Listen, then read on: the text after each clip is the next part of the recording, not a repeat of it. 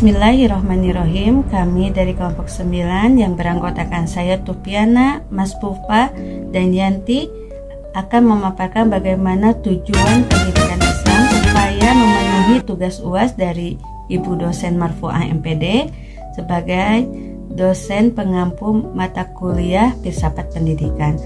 Oleh karena itu, kepada Ibu Mas Pupa disilahkan untuk menyampaikan materinya.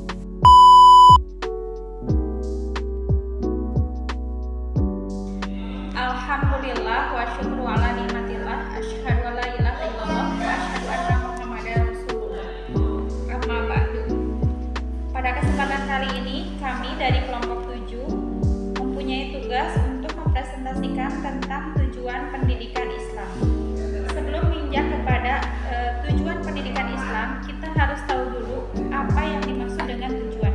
Tujuan adalah batas akhir yang dicita-citakan dan dijadikan pusat perhatian untuk dicapai.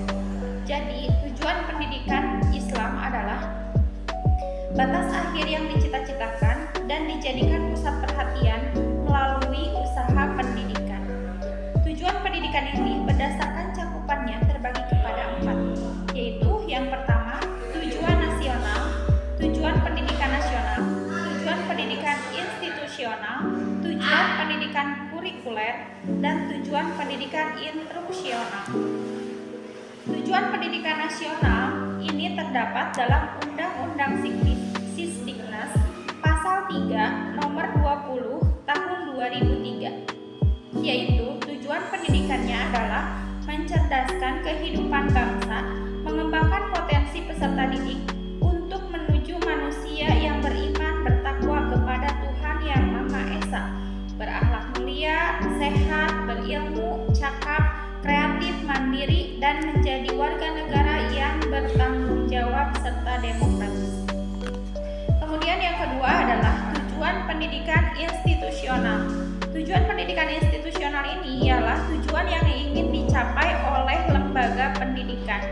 Tujuan pendidikan institusional ini terbagi kepada 3, yaitu tujuan pendidikan dasar meliputi TK, SD, dan SMP. Kemudian tujuan pendidikan menengah yaitu SMA, dan tujuan pendidikan perguruan tinggi.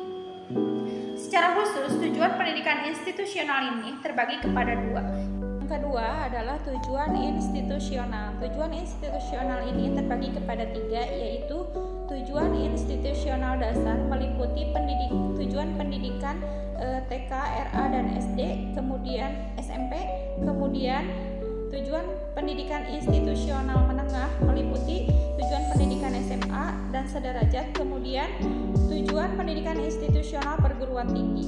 Nah, secara khusus tujuan pendidikan institusional ini terbagi kepada 2, yaitu 1. Mempersiapkan peserta didik untuk menjadi anggota masyarakat yang memiliki kemampuan akademik dan profesional yang dapat menerapkan, mengembangkan, atau menciptakan ilmu pengetahuan agama, iptek, dan seni yang bernapaskan Islam.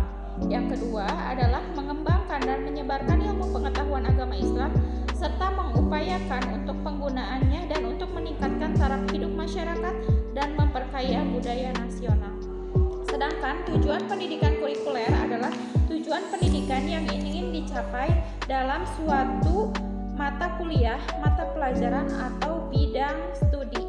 Nah, yang keempat adalah tujuan pendidikan instruksional. Tujuan pendidikan instruksional ini adalah tujuan yang ingin dicapai dalam setiap penjabaran materi. Nah, secara cakupannya, tujuan pendidikan instruksional ini terbagi kepada 2, yaitu secara umum dan secara khusus. Sedangkan tujuan instruksional secara umum adalah tujuan yang ingin dicapai oleh suatu pokok bahasan. Sementara tujuan pendidikan instruksional secara khusus adalah tujuan yang ingin dicapai dari sub pokok bahasan. Artinya setiap pelajaran yang disampaikan itu ada tujuan lebih spesifiknya. Poin yang selanjutnya, setelah kita mempelajari tentang tujuan pendidikan Islam, kita harus mengetahui tentang fungsi dari tujuan pendidikan tersebut.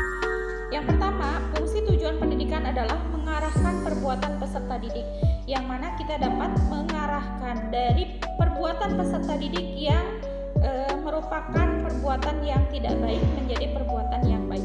Yang kedua, fungsi dari tujuan pendidikan adalah mengakhiri usaha pendidikan. Dapat kita bayangkan jika usaha pendidikan tidak ada batas akhirnya, maka perjalanannya tidak akan ada ujungnya dan tidak akan ada sesuatu yang dicapai. Selanjutnya, fungsi dari tujuan pendidikan adalah membatasi lingkup suatu usaha pendidikan. Dapat kita bayangkan jika ruang lingkup itu tidak terpatok atau tidak ada batasannya, maka pendidikan itu akan kabur. Selanjutnya adalah fungsi tujuan pendidikan memberikan semangat dan dorongan untuk melakukan pendidikan.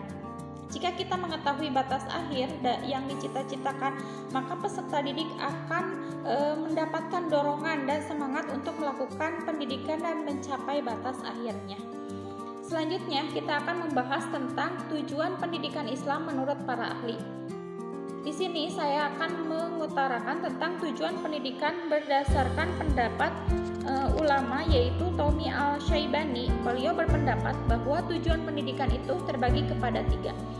Yang pertama, tujuan individual, yaitu tujuan yang hanya ingin dicapai oleh personal atau pribadi-pribadi. Sementara yang kedua adalah tujuan sosial, yang mana tujuan ini yang ingin dicapai oleh sosial masyarakat secara keseluruhan.